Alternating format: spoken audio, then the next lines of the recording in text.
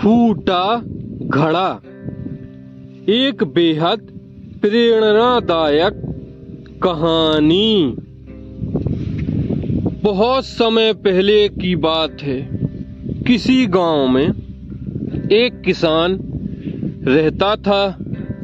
वह रोज सुबह में उठकर दूर झरनों से स्वच्छ पानी लेने जाया करता था।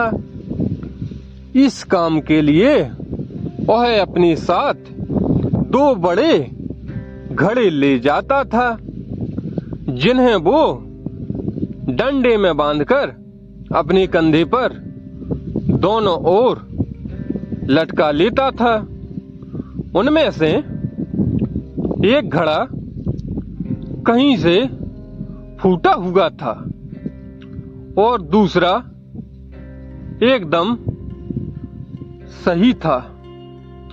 इस वजह से रोज घर पहुंचते पहुंचते किसान के पास 1.5 घड़ा पानी ही बच पाता था। ऐसा 2 सालों से चल रहा था। सही घड़े को इस बात का घमंड था कि वो पूरा का पूरा पानी घर पहुंचाता है और उसके अंदर कोई कमी नहीं है। वहीं दूसरी तरफ फूटा घड़ा इस बात से शर्मिंदा रहता था कि वो आधा पानी ही घर तक पहुंचा पाता है और किसान की मेहनत बेकार चली जाती है। फूटा घड़ा ये सब सोचकर बहुत परेशान रहने लगा और एक दिन उससे रहा नहीं गया। उसने किसान से कहा, मैं खुद पर शर्मिंदा हूँ और आपसे क्षमा मांगना चाहता हूँ। किसान बोला, क्यों? किसान ने पूछा, तुम किस बात से शर्मिंदा हो? घड़ा बोला, शायद आप नहीं जानते, पर मैं एक जगह से फूटा हुआ हूँ और पिछले 2 सालों से मुझे जितना पानी घर पहुँचाना चाहिए था, बस उसका आधा ही पहुँचा पाया हूँ। मेरे अंदर ये बहुत बड़ी कमी है और इस वजह से आपकी मेहनत बर्बाद होती रही है। फूटे घड़े ने दुखी होते हुए कहा।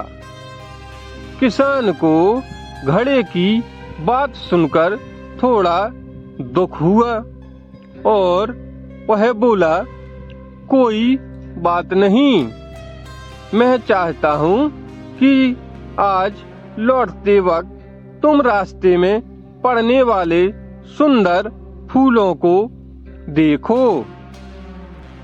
घड़े ने वैसा ही किया। वह रास्ते भर सुंदर फूलों को देखता आया। ऐसा करने से उसकी उदासी कुछ दूर हुई, पर घर पहुंचते पहुंचते फिर उसके अंदर से आधा पानी गिर चुका था। वो मायूस हो गया और किसान से क्षमा मांगने लगा। किसान बोला, शायद तुमने ध्यान नहीं दिया, पूरे रास्ते में जितने भी फूल थे वो बस तुम्हारी ही तरफ ही थे। सही घड़े की तरफ एक भी फूल नहीं था।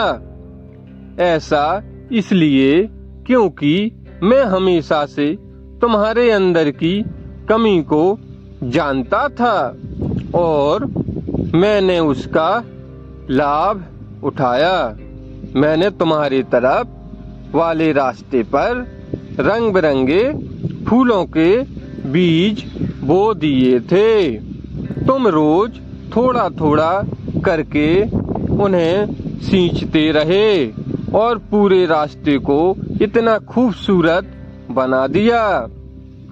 आज तुम्हारी वजह से ही मैं इन फूलों को भगवान को अर्पित कर पाता हूँ और अपना घर सुंदर बना पाता हूँ।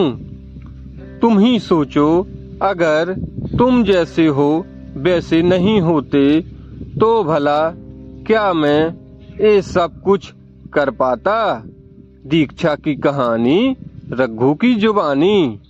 दोस्तों, हम सभी के अंदर कोई न कोई कमी होती है, पर यही कमियां हमें अनोखा बनाती हैं।